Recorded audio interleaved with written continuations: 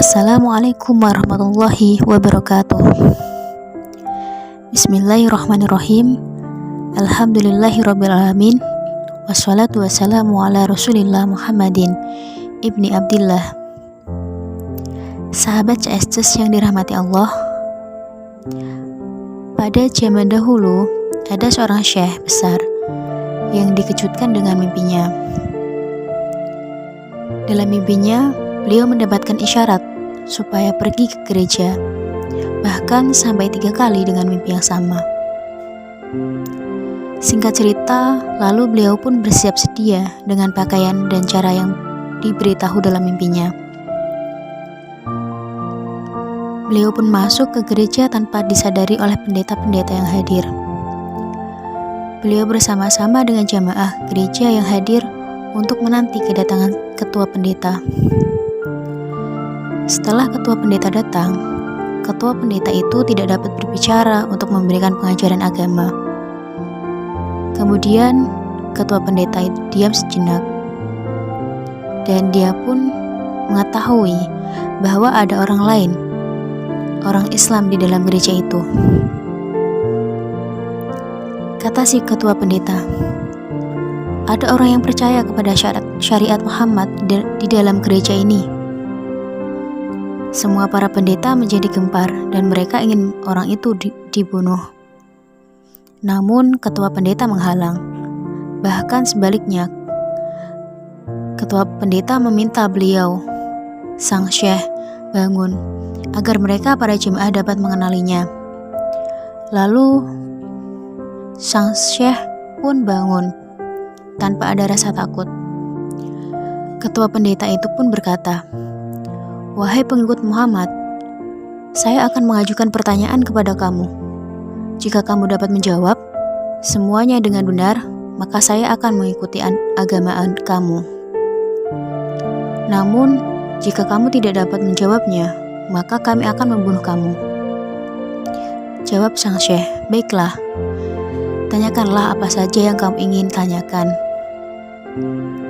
Ketua pendeta menjawab, "Ceritakanlah kepadaku sesuatu yang berjumlah 1, 2, 3, 4, 5, 6, 7, 8, 9, 10, 11, dan 12. Sang syekh pun menjawab, 1 adalah Allah, 2 adalah siang dan malam, 3 adalah hitungan talak, 4 adalah Taurat, Zabur, Injil, dan Al-Quran, 5 adalah rukun syariah, 6 adalah jumlah dari hari penciptaan langit dan bumi, 7 adalah jumlah langit dan bumi, 8 adalah malaikat menjaga arsy pada hari kiamah, 9 adalah masa wanita mengandung, 10 adalah al-malaikah, al-kiram, al-baroroh, 11 adalah jumlah saudara Yusuf, dan 12 adalah jumlah bulan." Ketua pendeta pun berkata, "Tuan, betul. Sekarang ceritakan kepadaku tentang yang tercipta dari udara, yang dijaga udara, dan yang dirusak oleh udara." Syekh pun menjawab, "Yang tercipta dari udara adalah Nabi Isa, yang dijaga udara yaitu Nabi Sulaiman, dan yang dirusak oleh udara adalah kaum Ad." Ada sekitar 50 pertanyaan yang ditanyakan kepada sang syekh, dan sang syekh pun satu persatu bisa menjawab pertanyaan dengan benar. Lalu sang syekh pun berkata, "Sekarang izinkan saya untuk mengajukan satu pertanyaan saja. Dapatkah kamu menceritakan kepadaku tentang kunci surga dan tulisan yang terdapat di pintu surga? Andaikan kau meyakini bahwa engkau dan kaummu itu pasti masuk surga." Ketua pendeta itu pun terdiam. Para pendeta lainnya berkata, "Apakah Tuan kalah?" Ketua pendeta menjawab, "Tidak." Para pendeta lalu berkata, "Lalu mengapa engkau tidak menjawab?" Saut ketua pendeta, "Jika aku menjawabnya, aku takut kalian tidak akan mempercayaiku dan aku akan kalian bunuh." Para pendeta berkata, "Demi Injil, kami tidak akan membunuhmu." Lalu ketua pendeta pun berkata, "Baiklah, aku akan menjawabnya. Sesungguhnya kunci surga yang tertulis di pintu surga yaitu adalah La ilaha illallah Muhammadur Rasulullah." Mereka semua para pendeta tersentak terdiam. Lalu sang syekh pun berkata, "Memang benar kata ketua kamu ini. Sahabat-sahabat sekalian, percayalah bahwa apa yang saya beritahu itu adalah benar. Saya tidak didesak oleh tekanan pihak manapun. Memang sudah lama saya pikirkan hendak menyampaikan perkara ini kepada sahabat-sahabat semua.